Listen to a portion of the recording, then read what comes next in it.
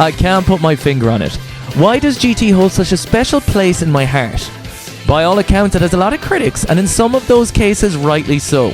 Then why is it when I think back through all the Dragon Ball series, does GT hit that nostalgic melancholy that has me yearning for those years more than any iteration of Dragon Ball?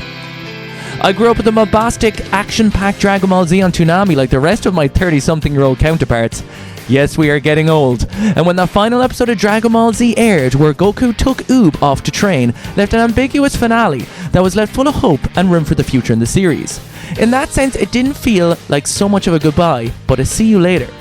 Of course, canonically, we got Dragon Ball Super, which took place between the end of the Buu saga and the time skip that led to the end of Akira Toriyama helming the series on his back for the last time. However, for me, Super lacked that authenticity and charm of its predecessor. Its rushed production led to some real lows, and its anime art style felt flat and devoid of soul. P.S. I do think the Super manga rules. Moro and Granola arcs are great. And of course, the original Dragon Ball is a masterclass in an adventure comedy with so much heart, it makes the other series almost devoid of charm by comparison. So the question is, why do I keep coming back to Dragon Ball GT? What was it about its existence during that period of my life that resonated with me? Of course, its theme song and final episode are peak in both their own right, but I want to delve deeper to find why are the critics right, and if I do have my nostalgia goggles on, or is it more than me see eye to Dragon Ball GT? Find out today on Steamy Streamers. プールのカルキから目を守る新処方信頼でしょ。新しくなった新ローンと子供ソフトドラゴンケースにね。 You know, one thing straight off the bat I feel strongly about is how GT handles its characters. It ages and matures them in a way that I think Super really missed out on. For some like Vegeta, it took his character at the ending of Z, finally admitting, even if only a little, of the false narrative he built in his head, and when he finally shatters, in my opinion, when he reveals his ultimate character development in admitting that Kakarot, you are truly number one. So when we find Vegeta again years later in GT, he has settled into his role of being a father and a family man. He is truly embracing his priorities in life and is placing others above his own pride. Except maybe that mustache. Others like Goten, however, get additional fun character quirks. Turning Goten into a ladies' man adds a fun twist to the Saiyaman duality of balancing being a crime-fighting Saiyan infused with a dating life. In fact, it brought so much flavour to Goten that I hope Toyotaru keeps this in progressing with the direction of the Super manga. Goku, on the other hand, regresses to being a kid again, yes, but maintains a lot of the character development we saw Goku achieve towards the end of Z. One where he can acknowledge that the world and his loved ones when in danger, and that it supersedes his wants for a challenging fight.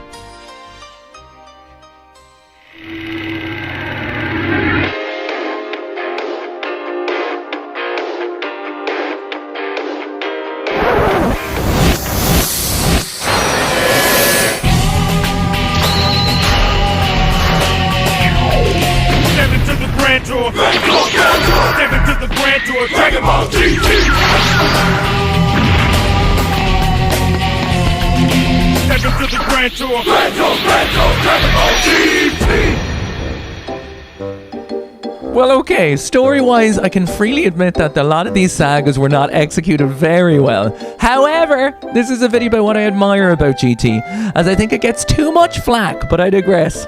On paper, I think the blueprint for some of GT's story is probably some of the greatest sequel plot ideas for this sequel show. Its inception, however, was not so hot. The idea that the Black Star Dragon Balls existed before Kami and Piccolo split, without them mentioning it in prior series, leaves little connective tissue outside the hey, let's go on an adventure and collect the Dragon Balls before the world explodes in a year. In fact, these opening episodes were so unsuccessful that they didn't even air originally in the States. Us in Europe, however, got them in all their glory. P.S. I would like to apologise for how over-edgy your Dragon Ball GT music was stateside. Dan for life. GT.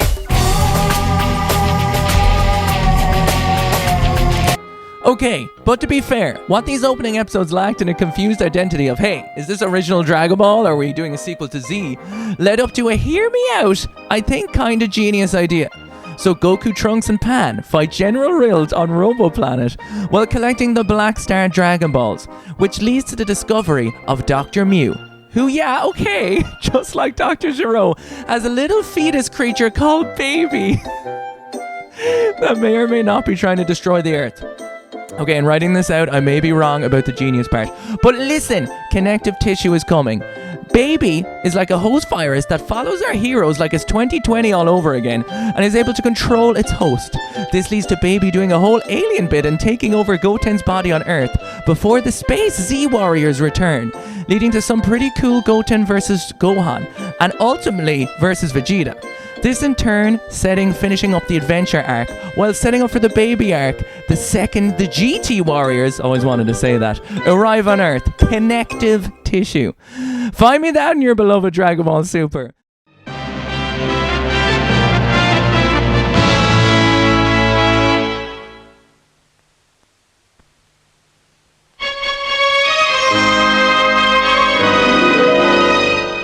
Super Saiyan 4. Do I need say more? Okay, I will though. Its design is iconic, and the fact its origins are Great Ape / Uzari orientated make it way more sense than any Super Saiyan God, Super Saiyan, Super Saiyan God, Super Saiyan. Why did they ruin Super Saiyan?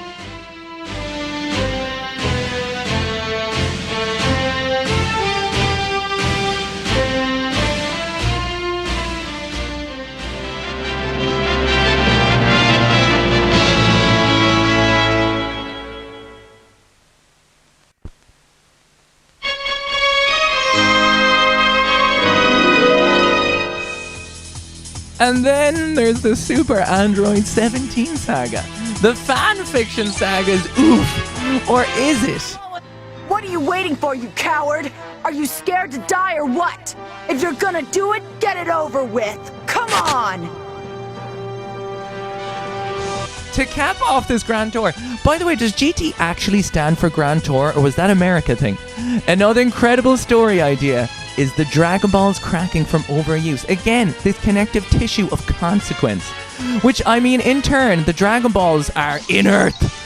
But I think it's in my other pants pocket. Only, it doesn't make a bit of difference, guys. 10 days gone, remember? The balls are inert. Nah, only kidding. They're just full of evil smoke.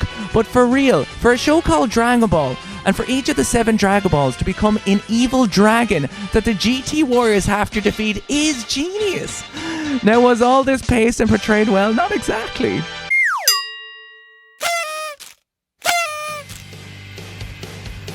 But Nova Shenron being the 4-star ball ending up protecting Goku from Sin and Omega Shenron like his grandpa Gohan would is a beautiful touch.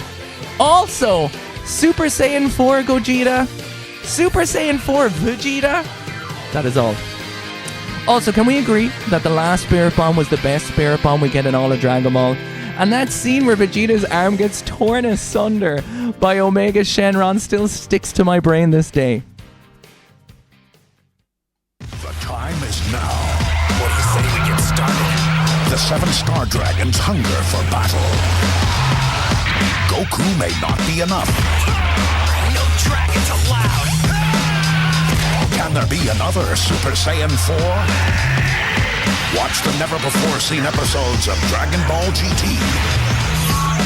Saturdays at 10. Now let's go! It's not a finale, it's a culmination. Look, no matter how much you may dislike Dragon Ball GT, I think we as a community can agree that the last episode really feels like a true canonical ending. One that I remember bawling my eyes out to when I first saw it as a kid. It works on so many levels. As a big fan of Totally Not Mark, I find it interesting when he says that the final episode of GT succeeds on the merit of Dragon Ball and Dragon Ball Z alone. Which, while I agree with to an extent, I think GT should get a little more credit. It adds an emotional weight with its characters maturing. Z always felt like Goku and the gang were forever young, and that they would always be at the prime of their life having adventures off-screen, even if we couldn't watch it ourselves. That leaves us with a sense of ease. GT, however, allowing our beloved characters to age and grow along with their own personal arcs, makes us feel our own age, and in turn, the many years Dragon Ball has kept us company growing up. And I don't think that weight of mortality can be felt without GT's story. Shenron summoning itself, potentially hinting that Goku actually died saving the Earth one last time, Pan picking up Goku's rags at the same time he is wearing them, further setting in the final goodbye that Goku will be gone forever. Goku sparring with his oldest and dearest friend Krillin in an elderly state one last time as their turtle hermit master captures one last glint of his prize students, really portraying the cycle of life these characters have gone through and relaying how much we as the viewer have also grown up with these characters. Flashing forward, we see a great-grandchildren of Goku and Vegeta fighting at the World Tournament, with a very old Pan looking on. We get the sense, for the first time, that another generation has taken over. One that is not ours to be a part of. One that their adventure will continue, but this time it's not for us to imagine. We must pass the torch to the next generation.